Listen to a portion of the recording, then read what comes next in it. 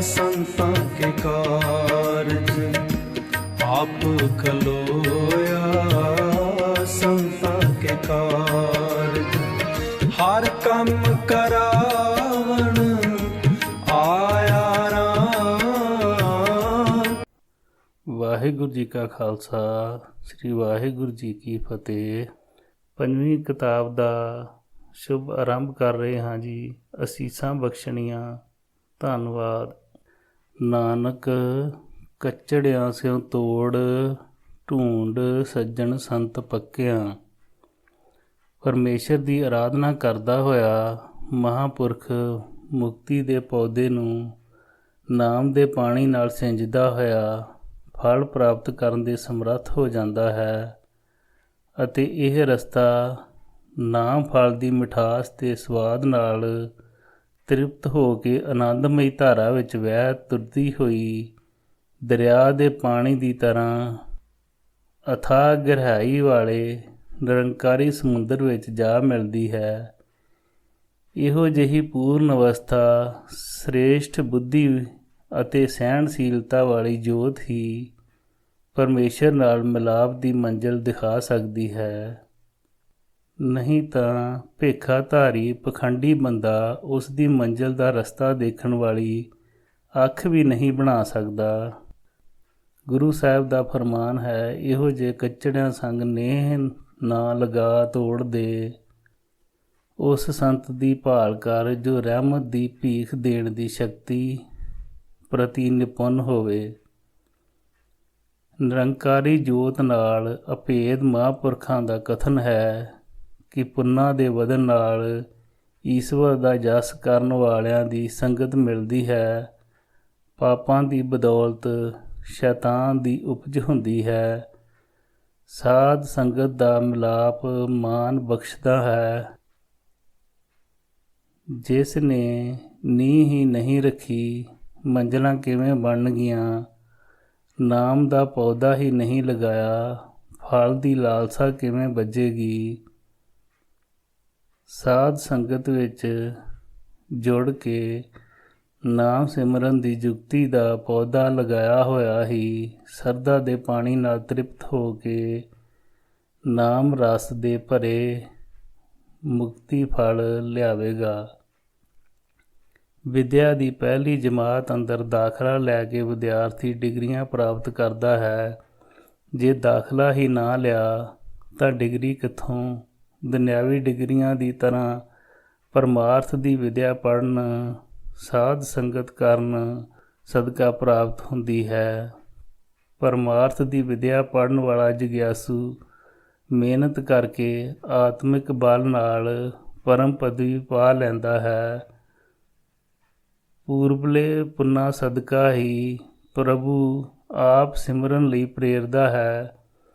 ਸੰਸਾਰੀ ਜੀਵਨ ਅੰਦਰ ਵਿਚਰਦਾ ਇਨਸਾਨ ਸੁਖਦਾਈ ਅਵਸਥਾ ਵਿੱਚ ਪਰਮੇਸ਼ਰ ਦੀ ਕਰਨੀ ਨੂੰ ਅੱਖੋਂ ਪਰੋਖੇ ਕਰਕੇ ਹਰਨਾਕਸ਼ ਰੂਪ ਹੋ ਜਾਂਦਾ ਹੈ।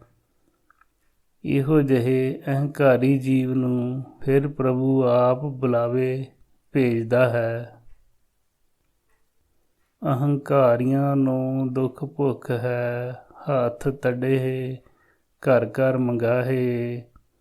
ਹੇ ਮਨੁੱਖ, ਮੋਹ ਮਾਇਆ ਜਿਹੇ ਵਿਨਾਸ਼ਕਾਰੀ ਪਦਾਰਥਾਂ ਨੂੰ ਛੱਡ ਕੇ ਸੱਚੇ ਦੀ ਆਰਾਧਨਾ ਕਰ, ਜਿਸ ਦੇ ਫਲਸਰੂਪ ਸੱਚੇ ਦੀ ਦਰਗਾਹ ਅੰਦਰ ਮਾਨ ਪ੍ਰਾਪਤ ਹੋਵੇ।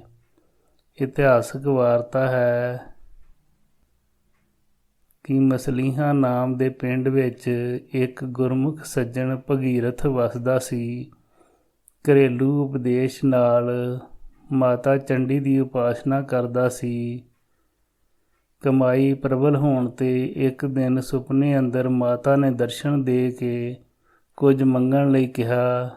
ਭਗੀਰਥ ਨੇ ਹੱਥ ਜੋੜ ਕੇ ਬੇਨਤੀ ਕੀਤੀ, ਮਾਤਾ, ਮੈਂ ਕਿਸੇ ਦੁਨਿਆਵੀ ਮੰਗ ਲਈ ਭਗਤੀ ਨਹੀਂ ਕਰ ਰਿਹਾ। ਜੇ ਤੁਸੀਂ ਮਿਹਰਬਾਨ ਹੋਏ ਹੋ ਤਾਂ ਮੇਰਾ ਜਨਮ ਮਰਨ ਕੱਟ ਦਿਓ। ਭਗੀਰਥ, ਜੋ ਕੁਝ ਤੂੰ ਮੰਗਦਾ ਹੈ ਇਹ ਤੈਨੂੰ ਗੁਰੂ ਨਾਨਕ ਦੇ ਘਰ ਤੋਂ ਹੀ ਮਿਲੇਗਾ। ਮਾਤਾ ਦਾ ਜਵਾਬ ਸੀ, फरमान है, मुक्त होन की इच्छा जो लो, सेवो श्री नानक पग ਤੋਂ ਲੋ। ਭਗੀਰਥ ਨੇ ਹੈਰਾਨੀ ਨਾਲ ਪੁੱਛਿਆ, ਮੈਂ ਤਾਂ ਇਹ ਨਾਮ ਹੀ ਨਹੀਂ ਸੁਣਿਆ, ਕਿੱਥੇ ਬਿਰਾਜਦੇ ਹਨ? ਪੁਰ ਸੁਲਤਾਨੇ ਕੀਨ ਦੁਕਾਨਾ, ਦੂਰਿਓਂ ਰਹਿਤ ਹੈ ਜਾਏ ਨਾ ਜਾਣਾ। ਦੁਰਿਓਂ ਤੋਂ ਭਾਵ ਹੈ ਗੁਪਤ ਹਨ, ਕੋਈ ਜਾਣ ਨਹੀਂ ਸਕਦਾ। ਸੁਲਤਾਨਪੁਰ ਲੋਧੀ ਵਿੱਚ ਦੁਕਾਨ ਕਰਦੇ ਹਨ। ਕਬੀਰ ਸਾਹਿਬ ਜੀ ਦਾ ਕਥਨ ਹੈ, ਕਬੀਰ ਕਾਲ ਕਰੰਤਾ ਅਬੇ ਕਰ, ਅਬ ਕਰੰਤਾ ਸੋਇ ਤਾਲ। ਜਿਵੇਂ ਪਾਤਸ਼ਾਹ ਦਾ ਫਰਮਾਨ ਹੈ, ਮਤ ਜਾਣੋ ਆਜ ਕੇ ਕਾਲੀ। ਇਹ ਬਚਨ ਹੋਣ ਤੋਂ ਬਾਅਦ ਮਾਤਾ ਅਲੋਪ ਹੋ ਗਈ। ਸੁਪਨੇ ਨੂੰ ਪ੍ਰਤੱਖ ਮੰਨ ਕੇ ਭਗੀਰਥ ਸਵੇਰੇ ਹੀ ਸੁਲਤਾਨਪੁਰ ਵੱਲ ਤੁਰ ਪਿਆ। ਮਾਤਾ ਦੇ ਉਪਦੇਸ਼ ਨਾਲ ਨਿਰੰਕਾਰੀ ਜੋਤ ਨੂੰ ਮਿਲਣ ਦੀ ਅਭਿਲਾਸ਼ਾ ਨੇ ਗੁਰਮੁਖ ਦਾ ਪੰਧ ਛੇਤੀ ਮੁਕਾ ਦਿੱਤਾ।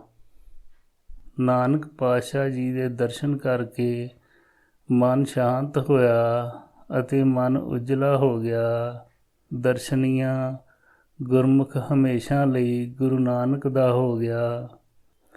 ਭਾਈ ਗੁਰਦਾਸ ਜੀ ਨੇ ਭਗੀਰਥ ਦੀ 94 ਸਿੱਖਾਂ ਵਿੱਚ ਗਿਣਤੀ ਕੀਤੀ ਹੈ। ਭਗੀਰਥ ਜੀ ਬਾਰੇ ਕਥਨ ਹੈ, ਮੈਲ ਸਿੰਘਾਂ ਵਿੱਚ ਆਖੀਏ, ਭਾਈ ਭਗੀਰਥ ਕਾਲੀ ਗੁਣ ਗਾਵੇ। ਇਸੇ ਤਰ੍ਹਾਂ ਹਜ਼ੂਰ ਬਾਬਾ ਜੀ ਦੀ ਸੇਵਾ ਵਿੱਚ ਇੱਕ ਮਹਾਂਪੁਰਖ ਰਹੇ ਹਨ, ਜਿਨ੍ਹਾਂ ਨੂੰ ਸੰਤ ਅਚਿੰਤ ਰਾਮ ਜੀ ਦੇ ਨਾਮ ਨਾਲ ਜਾਣਿਆ ਜਾਂਦਾ ਸੀ। ਆਪ ਜੀ ਦਾ ਜਨਮ ਬ੍ਰਾਹਮਣ ਪਰਿਵਾਰ ਵਿੱਚ ਇੱਕ ਪਿੰਡ ਠੀਕਰੀ ਵਾਲਾ ਵਿੱਚ ਹੋਇਆ ਸੀ। ਉਸ ਨੂੰ ਸੇਵਾ ਸਿੰਘ ਠੀਕਰੀ ਦਾ ਪਿੰਡ ਵੀ ਆਖਦੇ ਹਨ। ਉਸ ਸਮੇਂ ਇਹ ਪਟਿਆਲਾ ਰਿਆਸਤ ਵਿੱਚ ਸੀ। ਸ਼ਾਂਤ ਸੁਭਾਅ, ਦ੍ਰਿੜ ਇਰਾਦੇ ਵਾਲੇ, ਸਿਮਰਨ ਭਗਤੀ ਭਾਵਨਾ ਅਤੇ ਉਪਾਸਨਾ ਦੇ ਧਨੀ ਮਹਾਤਮਾ ਸਨ। ਕਈ ਘੰਟੇ ਸਮਾਧੀ ਸਥਿਤ ਰਹਿ ਕੇ ਸ਼ਿਵ ਜੀ ਮਹਾਰਾਜ ਦੀ ਉਪਾਸਨਾ ਕਰਦੇ ਸਨ। ਮੰਦਰ ਵਿੱਚ ਆਰਤੀ ਕਰਨੀ, ਸੇਵਾ ਕਰਨੀ ਰੋਜ਼ ਦਾ ਪ੍ਰਣ ਸੀ। ਉਪਾਸਨਾ ਉਪਰੰਤ ਇੱਕ ਦਿਨ ਸ਼ਿਵ ਜੀ ਦੇ ਅਸਥਾਨ ਜਾਨੀ ਲਿੰਗ 'ਤੇ ਬਹੁਤ ਭਾਰੀ ਸਰਪ ਦਿਖਾਈ ਦਿੱਤਾ। ਆਪ ਨੇ ਸਿਮਰਨ ਨਹੀਂ ਛੱਡਿਆ। ਫਿਰ ਇੱਕ ਦਿਨ ਸ਼ਿਵ ਜੀ ਮਹਾਰਾਜ ਦੇ ਪ੍ਰਤੱਖ ਦਰਸ਼ਨ ਹੋਏ ਤੇ ਆਪ ਨੂੰ ਆਵਾਜ਼ ਆਈ, ਵਰੂ ਬੂਹ, ਭਾਵ ਕੁਝ ਮੰਗ ਲਓ। 3 ਵਾਰ ਹੀ ਆਵਾਜ਼ ਆਈ, ਪਰ ਆਪ ਜੀ ਦੇ ਮੁਖ ਤੋਂ ਕੋਈ ਜਵਾਬ ਨਾ ਨਿਕਲਿਆ। ਅਡੋਲ ਖੜੇ ਦੇਖਦੇ ਰਹੇ।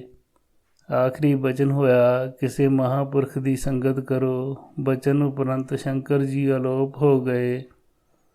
ਆਪਣੇ ਆਪ ਨਾਲ ਮਿਲਾਪ ਦੀ ਵਿਧੀ ਨਿਰੰਕਾਰ ਆਪ ਬਣਾ ਦਿੰਦਾ ਹੈ। ਅਚਿੰਤ ਰਾਮ ਜੀ ਆਪਣੀ ਬਰਾਦਰੀ ਅੰਦਰ ਕਿਸੇ ਲੜਕੇ ਦੀ ਜੰਝ ਵਿੱਚ ਸ਼ਾਮਲ ਹੋ ਕੇ ਸੇਮੇ ਨਗਰ ਪਿੰਡ ਵਿੱਚ ਪਹੁੰਚੇ ਤਾਂ ਆਪ ਜੀ ਦੇ ਕੰਨੀ ਬਾਬਾ ਜੀ ਦੀ ਉਸਤਤ ਪਈ। ਬੜੀ ਉਤਸੁਕਤਾ ਨਾਲ ਬਾਬਾ ਜੀ ਦੀ ਉਸਤਤ ਸੁਣੀ ਤੇ ਦਰਸ਼ਨਾਂ ਲਈ ਵਿਆਕੁਲ ਹੋ ਉੱਠੇ ਕਿ ਕਿਹੜੇ ਸਮੇਂ ਮਹਾਂਪੁਰਖਾਂ ਦੇ ਦਰਸ਼ਨ ਹੋਣ। ਪੁੱਛੋ ਕਲਾਂ ਵੱਲ ਨੂੰ ਚੱਲ ਪਏ। ਜਾਂਜੀਆਂ ਵਾਲੇ ਸੋਹਣੇ ਕੱਪੜੇ, ਗਲ ਵਿੱਚ ਕੈਂਠਾ ਸੋਨੇ ਦਾ, ਤਿੱਲੇ ਵਾਲੀ ਜੁੱਤੀ, ਜਵਾਨ ਅਵਸਥਾ। ਦਰਸ਼ਨ ਕਰਨ ਲਈ ਹੁਕਮ ਅਨੁਸਾਰ ਹਜ਼ੂਰ ਦੇ ਸਾਹਮਣੇ ਆਏ। ਨਮਸਕਾਰ ਕਰਕੇ ਬੈਠਣ ਲੱਗੇ। ਆਪਣੇ ਆਪ ਹੀ ਬੋਲ ਪਏ ਕਿ ਮਹਾਰਾਜ, ਮੈਂ ਆ ਗਿਆ ਹਾਂ। ਹਜ਼ੂਰ ਨੇ ਥੋੜ੍ਹਾ ਮੁਸਕਰਾ ਕੇ ਕਿਹਾ, ਅਜੇ ਤਾਂ ਜੰਝਾਂ ਵੇਖਦਾ, ਮਠਿਆਈਆਂ ਖਾਂਦਾ ਫਿਰਦਾ ਹੈ। ਜਦੋਂ ਸਾਡਾ ਬਣ ਕੇ ਆਵੇਂਗਾ ਉਸ ਵਕਤ ਦੇਖਾਂਗਾ।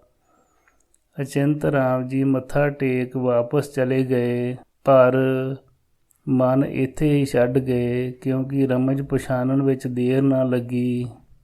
ਘਰ ਪਰਤੇ ਅਤੇ ਕੱਪੜੇ ਬਦਲੇ ਅਤੇ ਉਸੇ ਸਮੇਂ ਹੀ ਵਾਪਸ ਹੋ ਤੁਰੇ।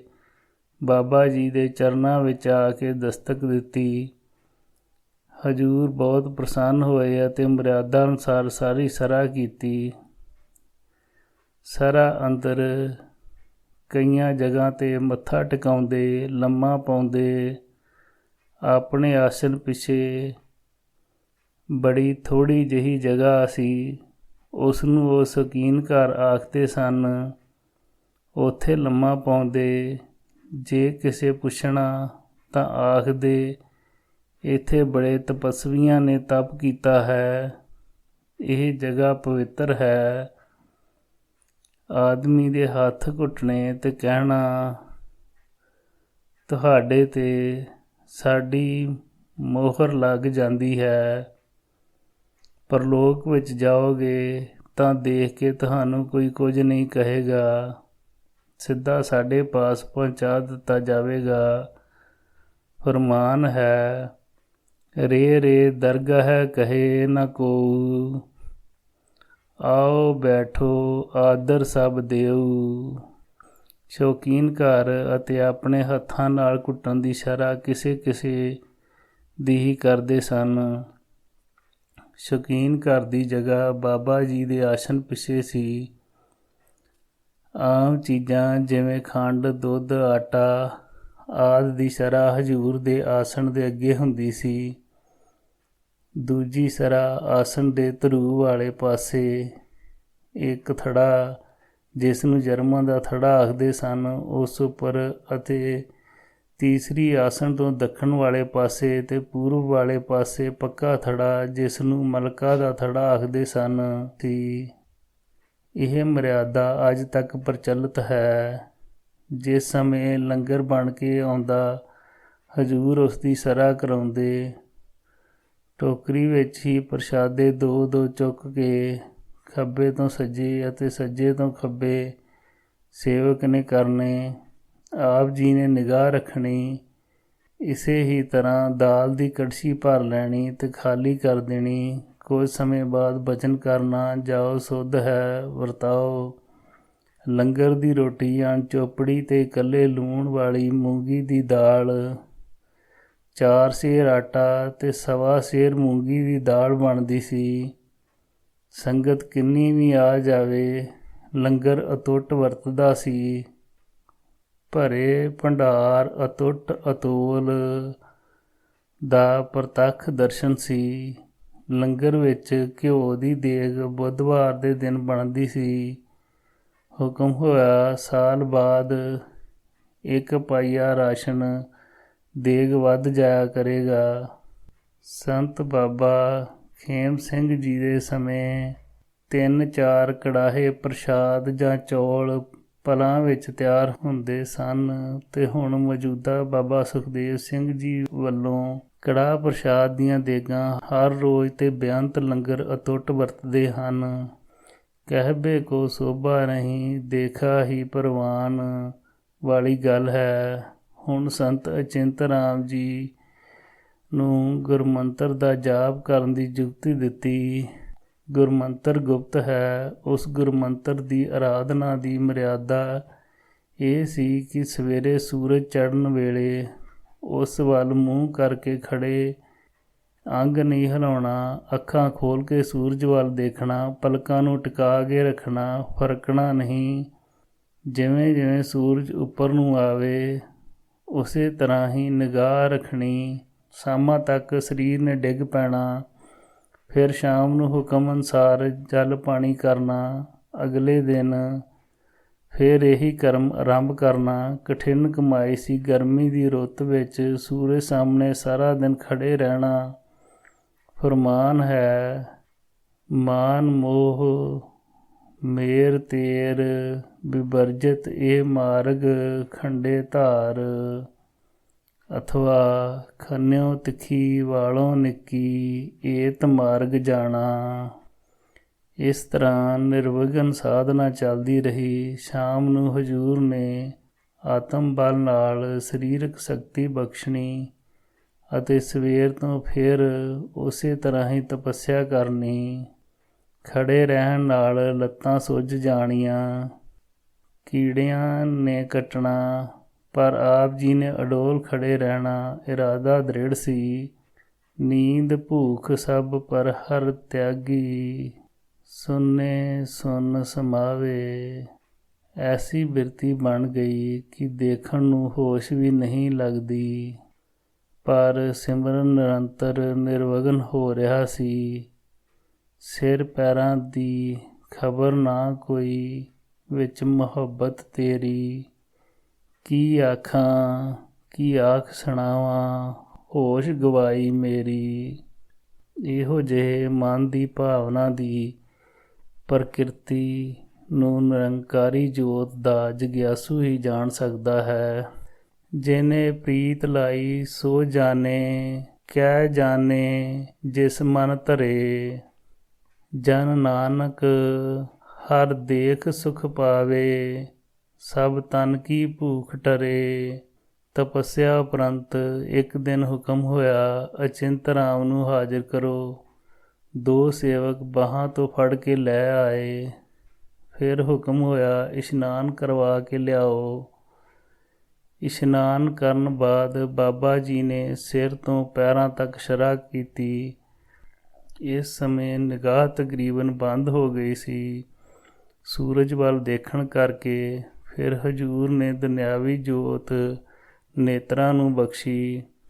ਗਿਆਨ ਅੰਜਨ ਗੁਰ ਦੀਆ, ਅਗਿਆਨ ਅੰਧੇਰ ਬਿਨਾਸ਼।